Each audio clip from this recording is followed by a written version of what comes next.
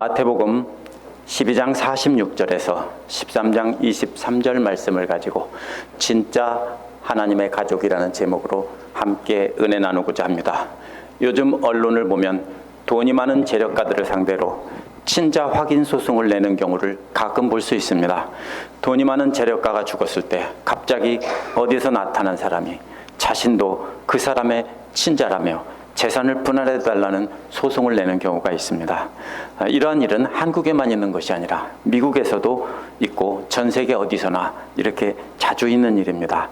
예수를 믿어 영원한 하나님 나라의 엄청난 유산을 상속받는다는 것을 안다면 전 세계 모든 사람들이 영원한 나라의 유산을 상속받으려고 믿지 않으면서도 믿는다고 말하며 하나님께 친자 확인 소송을 낼 것입니다.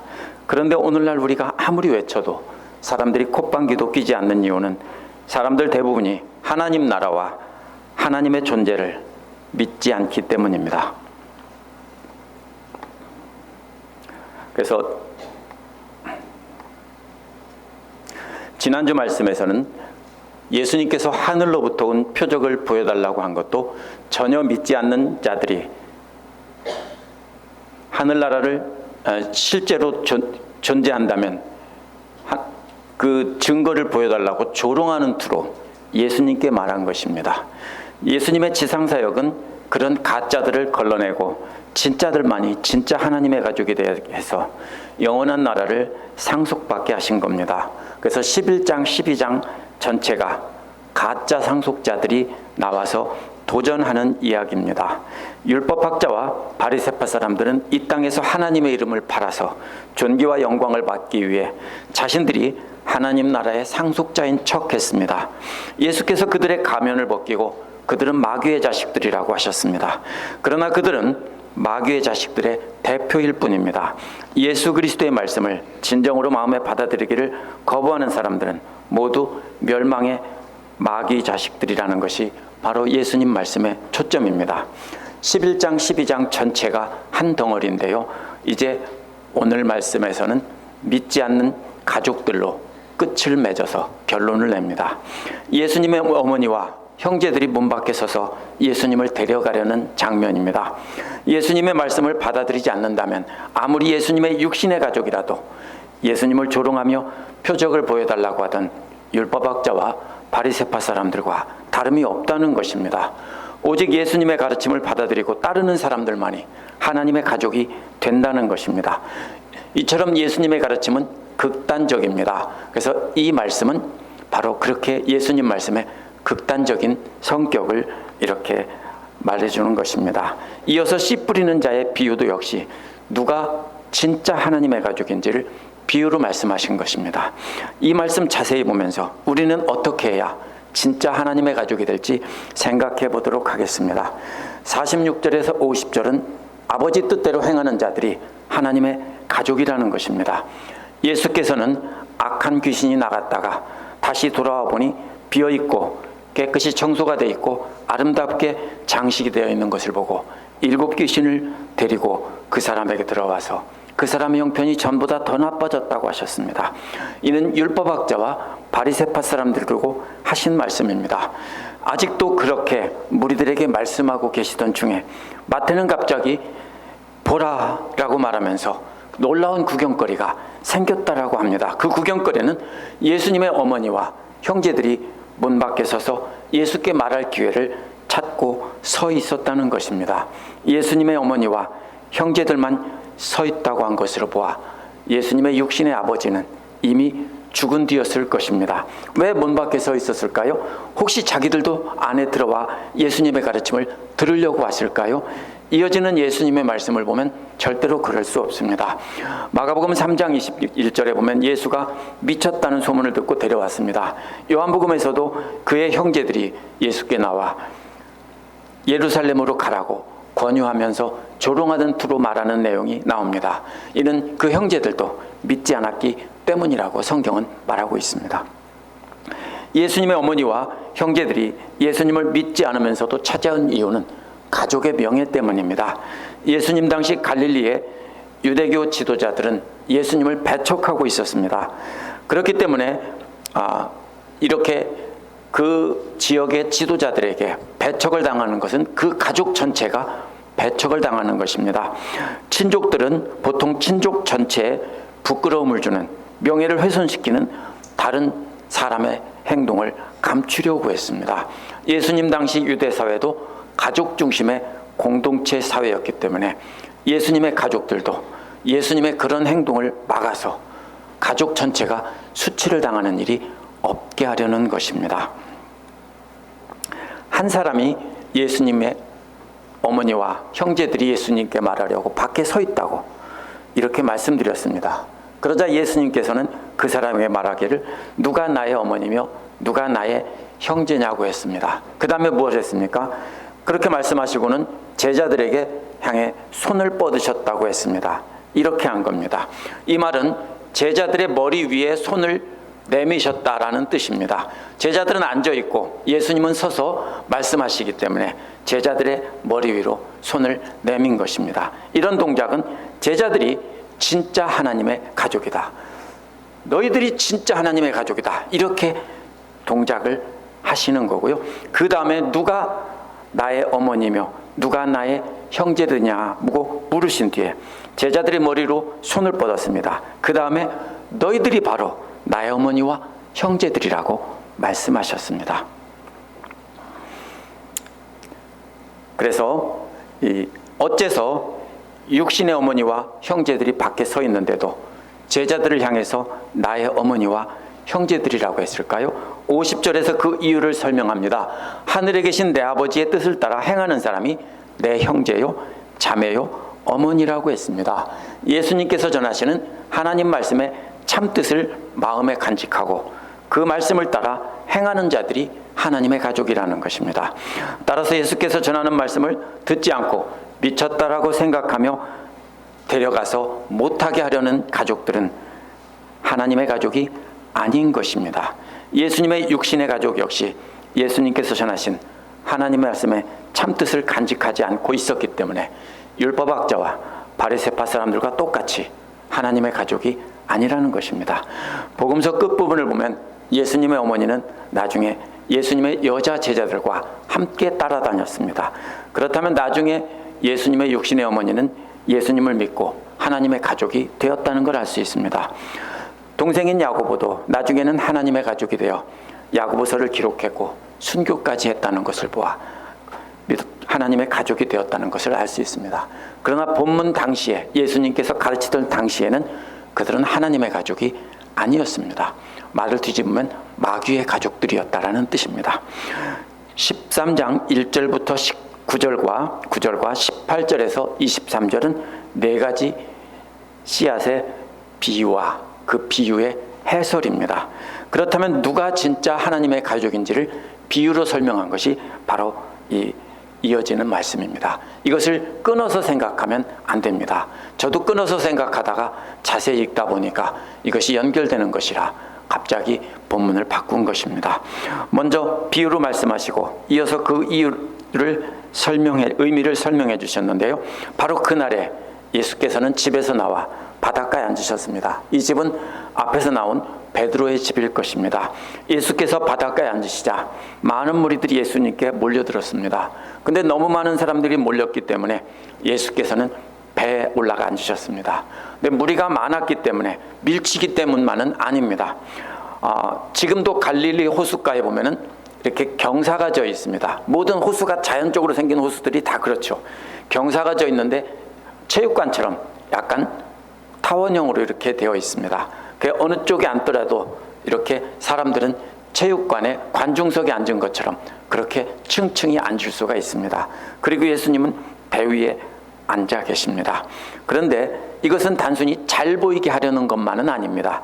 그래서 대부분의 성경 해석자들은 물에 반사되는 좋은 음향 효과를 얻기 위해서라고 합니다. 우리가 산에서 소리쳐도 메아리가 치죠. 역시 물에서도 역시 그 소리가 메아리가 쳐서 크게 더 증폭되어 들립니다. 오늘날처럼 앰프와 스피커가 없던 시절에 이렇게 해서 좋은 음향 효과를 누리고 많은 사람에게 전달하려고 물 위에 띄우고 사람들은 호숫가에 경사진 곳에 앉게 하신 겁니다. 예수께서 갈릴리 바닷가에 앉아서 들을 준비하고 있는 무리들을 보고 많은 비유로 말씀하셨습니다. 그렇다면 이 비유는 하나만 한 것이 아니라 누가 진짜 하나님의 가족인지 여러 가지 비유를 가르치셨다는 것입니다. 그 중에서 오늘 한 가지입니다. 여기서 비유라는 말의 뜻은요, 옆에 던졌다는 뜻입니다. 무슨 뜻입니까? 어떤 한 물체가 있는데 그게 무슨 뜻인지 뭔지 잘 모릅니다. 그러면 잘 알고 있는 다른 물체를 옆에다 놓으면은 이것과 같아 라면 쉽죠. 그게 비유라는 말의 뜻입니다. 비유라는 말은 옆에 던져 놓는다는 뜻입니다. 그래서 누가 참된 하나님의 가족인지 추상적인 개념이니까 알기가 어렵죠. 그래서 그것을 이해하기 위해서 알 수 있는 씨 뿌리는 비유, 그 당시 사람들이 모두가 농부들이기 때문에 알 수 있는 씨 뿌리는 비유를 옆에다 던져 놓으셨다, 이런 뜻입니다. 씨 뿌리는 사람이 씨를 뿌리러 나갔습니다. 그런데 씨앗을 뿌리는데 어떤 씨앗은 길가에 떨어지니 새들이 와서 먹어버렸습니다. 어떤 씨앗은 흙이 얕은 돌짝밭에 떨어지니 흙이 많지 않았기 때문에 싹은 곧바로 나왔지만 해가 뜨지 않아 뿌리가 자리 잡을 곳이 없었으므로 말라 죽었다고 했습니다. 어떤 씨앗은 가시떨기가 있는 곳에 떨어졌는데 흙이 있기에 싹은 텄지만 가시떨기에 자라서 막혀서 자라지 못했다라고 했습니다. 좋은 땅에 떨어진 씨앗만이 100배, 60배, 30배를 거두었다고 했습니다. 이 말씀의 이 비유를 알려면 팔레스타인에서 농사 짓는 방법을 알아야 합니다. 비가 자주 오는 대한민국이나 미시시피 같은 곳에는 항상 땅을 먼저 갈아엎은 다음에 고른 다음에 씨앗을 뿌립니다. 그러나 팔레스타인 지역에서는 땅을 갈아엎기 전에 먼저 씨를 뿌리고 그 다음에 갈아엎습니다. 왜 그러냐면요, 건조한 지역이고 비가 안 오기 때문에 땅을 갈아엎으면 씨앗을 뿌리는 사이에 수분이 증발돼서 땅속 흙 속에 들어있는 적은 수분이 사라져버릴 염려가 많기 때문에 먼저 씨를 뿌리고 바로 갈아엎어서 수분이 증발되지 않도록 바로 덮는 것입니다. 그것이 전통적인 농사 방식입니다. 그래서 그들은 먼저 씨를 뿌린 뒤에 땅을 갈아엎었습니다. 이러한 방식은요, 오늘날도 실제로 팔레스타인 지역에 가면은 그렇게 하는 것을 볼 수 있습니다. 수분 증발을 최소화하기 위해 씨앗을 먼저 다 흩어 뿌린 다음에 그 다음에 땅을 갈아엎습니다. 그 그림을 마음에 두고 오늘 말씀을 이해해야 합니다. 땅은 마음을 밭으로 비유해서 말한 것이고요, 씨앗은 예수님께서 뿌리신 복음을 비유로 말씀하신 겁니다. 첫째, 길가에 떨어진 씨앗은, 길가는요, 로마 시대에 포장도로를 두고 하는 말입니다. 모든 도로는 로마로, 모든 길은 로마로, 이런 말이 있죠. 그 당시에 로마 제국은 자신들의 모든 식민지에서 물자를 자신들의 나라로 빼앗아 오기 위해서 포장도로를 만들었는데 오늘날도 그 로만 로드가 그대로 남아 있습니다. 팔레스타인 지역이나 그리스 지역에 다 있습니다. 어떻게 만들었냐면요, 큰 돌을 갖다가 이렇게 쌓아서 돌로 평평한 길을, 오늘날 자동차 도로보다는 훨씬 좁지만 말이나 마차가 지나갈 만한 폭의 도로를 만들었습니다. 그 길로 따라가기만 하면 자동으로 어디로 가냐면 로마로 갑니다. 그게 바로 길이라는 겁니다. 우리가 시골서 생각하던 흙길로 생각하면 안 됩니다. 흙은 하나도 없고 그냥 돌입니다. 그런데 그 길은 계속해서 마차들이 다니고 말이 다니기 때문에 거기에는 흙이 쌓일 새가 없습니다. 완전히 돌입니다. 그래서 거기에 떨어진 씨앗은 돌로 포장된 것과 같은 그들의 딱딱한 마음 위에 굴러다니는 씨앗으로 이렇게 비유한 것입니다. 그림이 그려지시겠죠? 두 번째, 돌짝밭에 떨어진 씨는 팔레스타인 지역의 안반 위에 떨어진 씨앗입니다. 이건 포장도로가 아니라 자연적으로 안반으로 된 지역이 많이 있고요, 그 위에 흙이 살짝 덮여 있습니다. 흙먼지가. 왜냐하면 모래바람이 일어나고 먼지가 일어나면 흙이 쌓이겠죠. 그래서 그 땅을 두고 하는 말입니다. 그런데 거기에 떨어진 씨앗은 흙이 얇기 때문에 싹이 바로 트면 바로 싹이 나옵니다. 아주 빨리 나오겠죠. 다른 것은 갈아엎은 것은 깊은 속에 들어있지만 이거는 흙이 얇기 때문에 싹이 트자마자 나옵니다. 그런데 뿌리가 없기 때문에, 뿌리 박을 곳이 없기 때문에 오래가지 못하고 환란이나 박해가 일어나면 금방 넘어져 버린다는 것입니다. 이것이 예수님의 해설입니다. 가시덤불에 뿌려진 씨앗은, 그 마음밭은, 땅은 좋은 땅입니다. 그는 말씀을 듣고 그 땅인 마음밭에 깊이 간직했지만 세상의 염려와 재물의 유혹이 말씀을 막아서 열매 맺지 못하는 것이다라고 예수님께서 해설해 주셨습니다. 이는 씨앗과 함께 세상의 염려와 재물의 사기라는 뜻입니다. 재물의 유혹이 사기라는 뜻입니다. 재물의 속임수가 라는 가시나무가 이미 자라고 있거나 아니면 그 씨앗들이 그 속에 다 들어있었다는 뜻입니다. 심기 전에 다 뽑아버렸어야 했는데 세상의 염려와 재물의 속임수가 말씀을 막는다는 것입니다. 그 씨앗이 떨어진 것을 그대로 파엎었다고 해도 뒤집어져 엎었지만 그 가시떨기의 씨앗들도 함께 떨어져 있기 때문에 그것들이 어떻게 됩니까? 먼저 자라서 잡초들이 먼저 가시떨기들이 자라서 막아버리는 것입니다. 세상의 염려와 재물의 속임수가 싹이 튼 복음의 씨앗에 목을 졸라 결실하지 못하게 한다, 이런 뜻입니다. 좋은 땅에 뿌려진 씨앗은 예수님의 말씀을 마음속에 깊이 간직한 씨앗입니다. 이런 사람들은 마음속에 간직한 말씀을 계속 되뇌이며 마음속에 간직하다가 그것을 깨닫고 그것을 따라 행동으로 옮겨서 결실을 맺는 사람들입니다. 이런 사람들은 100배, 60배, 30배의 결실을 맺는다는 것입니다. 이것이 예수님께서 사람들이 있는 데서는 비유로만 말하고 제자들이 있는 곳에서 의미를 풀어주신 겁니다. 그러면 세 번째로 10절에서 17절은 왜 이렇게 비유로 말씀하셨는지 까닭을 설명하십니다. 이렇게 씨 뿌리는 비유로 말씀하신 것은 좋은 땅에 떨어진 씨앗들만이 결실했다며 씨앗을 좋은 땅에 간직하는 자들만이 진짜 하나님의 가족이라는 뜻입니다. 그런데 왜 예수님께서는 이렇게 어려운 비유로 말씀하셨을까요? 제자들도 궁금해서 예수께 다가와서 물었습니다. 예수님, 어째서 무리들에게는 이렇게 어려운 비유로 말씀하십니까? 그러자 예수님께서 그들에게 대답해 주셨습니다.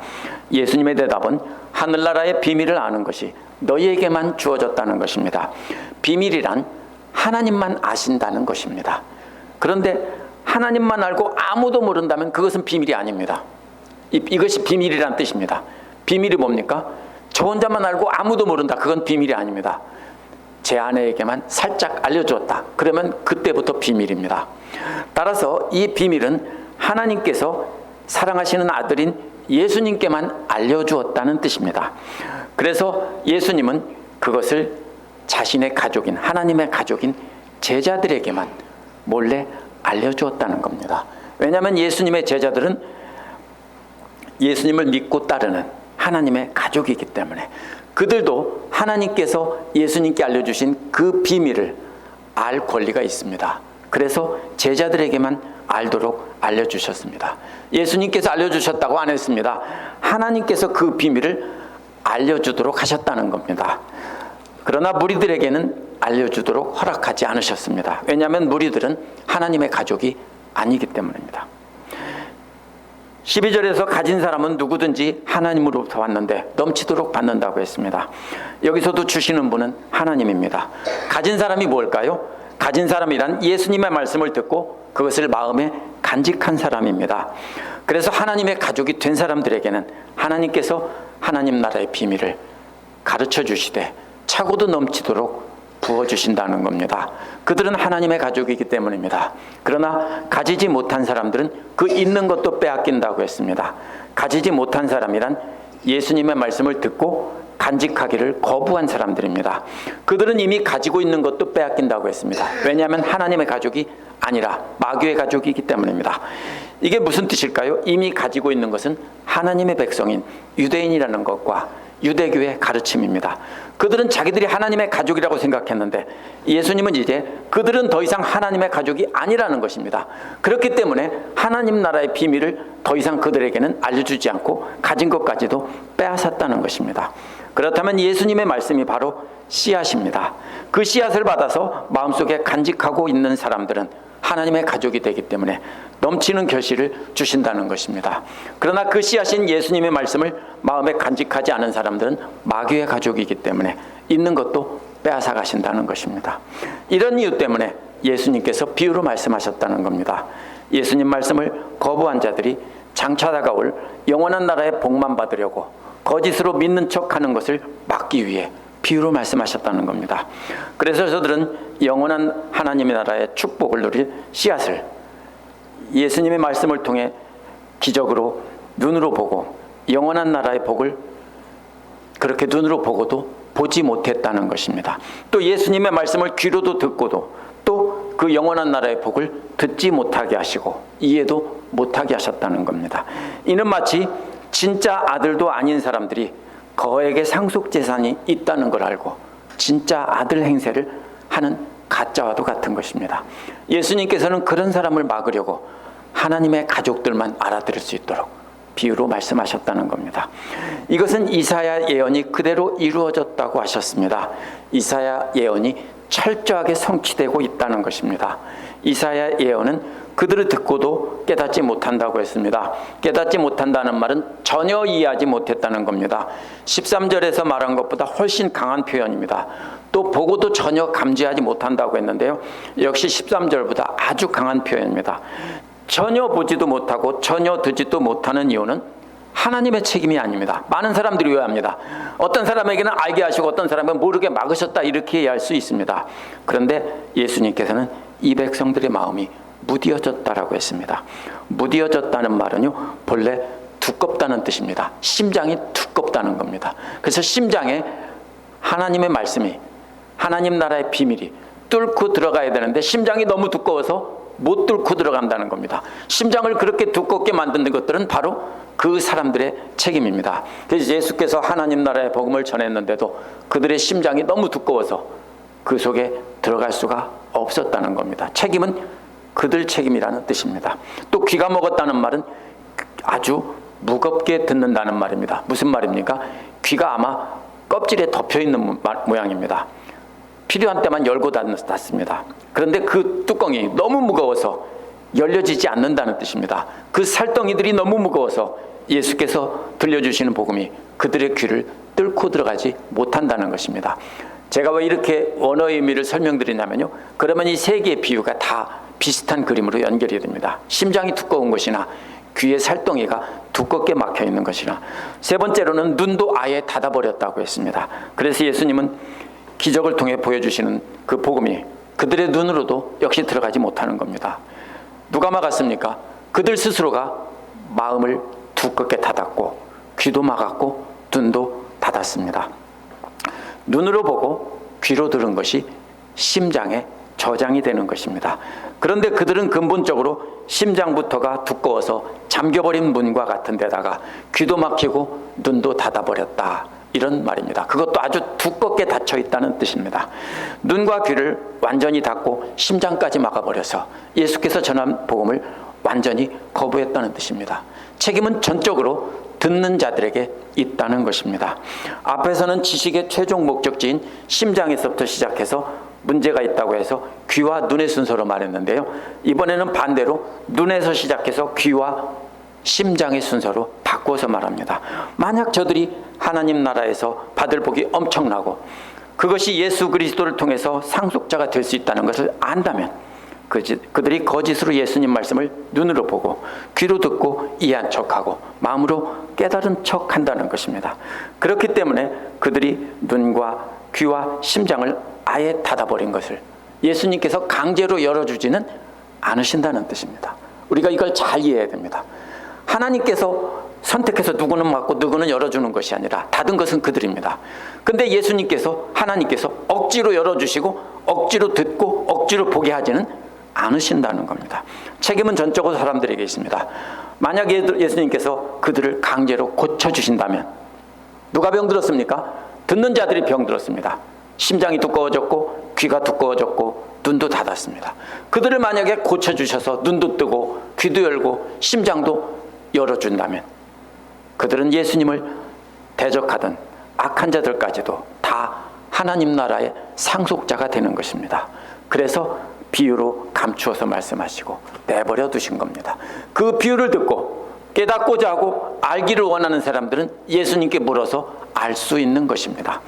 그러나 16절에서 너희 눈과 귀가 복되다고 했습니다. 예수께서 행하시는 복음을 눈으로 보고 있고 예수께서 말씀으로 전하시는 복음을 귀로 듣고 있으니까 복되다는 겁니다. 왜 제자들의 눈과 귀가 복이 되다고 했냐면요, 예언자들과 의인들이 제자들이 보고 있는 것을 그렇게 보고 싶었는데도 못 봤다는 겁니다. 또 그들이 듣고 싶어하는 것을 그렇게 듣고 싶어 했는데도 못 들었다는 겁니다.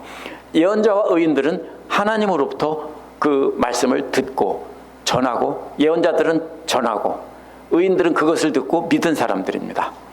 그들은 메시아가 오신다는 것을 알았습니다. 기다렸습니다. 그래서 자기들도 메시아를 눈으로 보고 메시아의 말씀을 귀로 듣고 싶다라고 간절히 기다렸는데 못했다는 겁니다. 그런데 너희들은 바로 직접 눈으로 보고 있고 귀로 듣고 있으니 너희들은 참 복되다, 이렇게 말씀하신 겁니다. 예수님이 바로 이스라엘의 예언자들과 의인들이 오랫동안 기다리던 참된 메시아가 맞다는 것입니다. 그래서 씨앗이 되는 예수님 말씀을 듣고 간직한 제자들에게만 영원한 나라의 복을 알려주시기 위해서 비유로 말씀하셨다는 겁니다. 오늘 말씀은 정말로 대단히 극단적입니다. 예수님께서 자신을 낳아주신 육신의 어머니와 자신과 함께 자란 형제들을 사랑하셨을 겁니다. 그럼에도 불구하고 그들 모두가 하나님의 가족이 아니라고 선언하신 겁니다. 왜냐하면 예수님께서 전하시는 하나님 말씀을 그 마음에 간직하고 그 말씀을 따라 행하지 않고 있었기 때문입니다. 오직 예수님의 전하시는 말씀을 듣고 깨닫기를 원해서 예수님을 따라다니며 배우던 제자들만이 하나님의 가족이라고 한 겁니다. 여기서 제자들은 12제자만 말하는 것이 아닙니다. 예수님을 따라다니던 모든 배우던 사람들을 말합니다. 그 중에는 나이 많은 여자도 있었을 것이고 젊은 여인도 있었을 것입니다. 왜냐하면 12장 50절에서 보면 내 형제요, 자매요, 어머니라고 했기 때문입니다. 여기에 있는 너희들이 바로 내 형제, 자매요, 어머니. 근데 나이 많은 여자가 한 명도 없는데 어머니라고 했을까요? 젊은 여자가 한 명도 없는데 어머니라고 했을까요? 아닙니다. 거기에는 그렇게 모든 연령대의 사람들이 함께 있었습니다. 사랑하는 가족이 하나님의 가족이 되지 못하고 마귀의 가족이 된다는 것은 가슴 아픈 일입니다. 예수님도 사랑하는 육신의 가족이 믿지 않는 것을 보고 가슴 아프셨을 겁니다. 그러나 하나님의 가족이 되지 못하는 책임은 하나님께 있지 않고 전적으로 각 사람에게 있습니다. 예수님께서 비유로 말씀하신 4가지 땅들은 각 사람들이 예수께서 뿌리신 하나님 나라의 복음의 씨앗을 간직하는 태도를 가지고 비유로 말씀하신 겁니다. 본래 타고날 때부터 그렇게 정해졌다라는 뜻이 아닙니다. 그 마음밭이 딱딱해서 완악한 사람들은 하나님의 복음이 씨앗이 떨어져 있는데도 그냥 떼굴떼굴 굴러다니게 그냥 둔다는 것입니다. 그런 사람들은 하나님의 가족이 아니라 마귀의 가족이라는 것입니다. 4권의 복음서와 사도행전과 사도들의 편지를 보면 예수를 믿으면 영원한 하나님 나라와 영원한 생명을 소유하게 된다고 끊임없이 말하고 있습니다. 그런데도 예수를 믿는 것은 이 땅에서 착하고 바르게 살고 복을 받아 잘 먹고 잘 살기 위한 것이라고만 생각해서 영원한 하나님 나라는 없다고 말하는 사람들은 바로 돌로 포장된 로만 로드와 같습니다. 이들은 예수께서 뿌리신 복음의 씨앗을 간직하지 않고 있기 때문에 그냥 굴러다닙니다. 그렇기 때문에 새는 마귀를 비유한 겁니다. 마귀가 그 씨앗을 와서 먹어버린다는 겁니다. 이런 사람이 있다면 교회는 다니지만 무신론자인 것입니다. 그렇게 생각하는 분들이 실제로 있습니다. 내가 하나님을 믿는 것은 이 땅에서 복을 받고 잘 살기 위한 것이고 영원한 나라가 어디 있냐, 하나님이 어디 있냐, 이러는 분들이 실제로 있습니다. 제가 직접 만나서 이야기하면서 들은 분들도 몇 분 있습니다. 두 번째로 그 마음밭이 바위로 된 안반과 같은 사람들은 겉으로 보면 흙이 있는 것 같아서 진짜 신자인 것 같습니다. 그러나 그 흙은 표면에만 살짝 덮여있고 그 속은 바위 덩어리입니다. 이들은 복음을 듣고 기뻐하기는 합니다. 하나님 말씀 듣고 배우며 놀라운 것을 깨달았다고 기뻐하며 나눕니다. 그러나 딱 거기까지입니다. 땅에 깊이가 없어 사람들 때문에 조금만 감정이 상해도 넘어져 버리고, 이런 사람들은 좋은 때는 말씀을 듣고 기뻐하지만 어려움이 닥치면 믿음에서 떠나버릴 사람들입니다. 이런 사람들은 실질적인 무신론자입니다. 듣고 믿는 척하지만 아무것도 하지 않는 사람들입니다. 문제는 3번째 땅인 가시밭입니다. 가시밭은 그래도 땅이 좋은 편입니다. 그 문제는 땅에 이미 가시덤불이 자라고 있다는 겁니다. 그것을 갈아엎었다고 해도 역시 가시덤불의 씨앗들이 땅속에 들어있습니다. 그래서 이들은 예수님의 복음을 듣고 받아들이고 간직한 진짜 신자들입니다. 그러나 그 마음이 영원한 나라보다 이 세상에 있기 때문에 어떻게 하면 세상에서 잘 먹고 잘 살지 늘 근심 걱정이 가득합니다. 그렇기 때문에 재물에 대한 욕심이 많습니다. 예수께서는 이러한 재물에 대한 욕심을 재물의 사기라고 했습니다. 재물의 사기에 속아 넘어갔다는 것입니다. 이런 사람들은 세상적인 것에 대한 염려가 가득하기 때문에 복음의 씨앗을 마음 깊이 간직한다고 해도 제대로 자라서 결실할 수가 없다는 것입니다. 무신론자들은 어쩔 수 없습니다. 예수님도 어찌하지 못했습니다. 비유로 말씀하시고 그들이 듣고 깨닫고 간직하기를 원하셨지만 안 그러면 어떻게 할 수가 없습니다. 실질적인 무신론자들도 어떻게 할 수 없습니다. 우리는 그들에게 전해서 돌아오게 할 뿐입니다. 돌아오기를 기대할 뿐입니다. 그들이 복음을 듣고 배울 때는 기뻐하지만 마음밭에 간직하려고는 안 하기 때문에 그것을 간직하도록 억지로 만들어줄 수는 없습니다. 문제는 가시밭에 떨어진 씨앗입니다. 이들은 복음을 받아들이고 기뻐하며 마음밭에 간직하려는 마음이 있는 사람들입니다. 그러나 영원한 나라의 소망보다 잠깐 지나가는 이 세상의 삶에 집착하기 때문에 재물의 사기에 넘어간다는 것입니다. 오늘날 많은 믿는 자들이 여기에 속할 것입니다. 어쩌면 저와 성도님들도 여기에 속할지도 모릅니다. 이런 분들은 그래도 희망이 있습니다. 먼저 결실한 사람들이 도와줘서 고칠 수 있습니다. 그 마음밭에 있는 가시떨기와 잡초들을 모두 뽑아버리면 되기 때문입니다. 그러면 좋은 땅이 돼서 100배, 60배, 30배 결실을 거둘 수 있습니다. 미국 농림부가 개발한 농업기술이 하나 있는데요. 6%의 에틸알코올을 밭에다가 뿌리면 잡초들이 씨앗이 싹이 트고 아주 왕성하게 자란다고 합니다. 그러면 다 싹이 서서 나오면 그것들을 기계로 싹 뽑아버리거나 없애버리면 5년 동안 잡초가 나지 않는다고 합니다. 실제로 그런 기술이 있는지 인터넷을 찾아보니까 실제로 6% 에틸알코올을 뿌리면 그렇게 된다고 하더라고요. 왜냐하면 흡수가 빠르기 때문에 아주 작물들이 빠르게 자란다는 것입니다. 이러한 가시떨기가 이미 싹을 터서 일부 자라고 있거나 그 씨앗들이 마음속에 들어있다면 우리도 우리 마음에 6%의 에틸알코올을 뿌려야 합니다. 그래서 그 가시덤불의 씨앗들이 숨어있는 것들이 겉으로 드러나서 왕성하게 자라나게 해야 합니다. 우리 마음에 뿌려진 6%의 에틸알코올은 예수님께서 가르쳐주신 사랑입니다. 원수까지도 사랑하라고 하신 그 사랑입니다.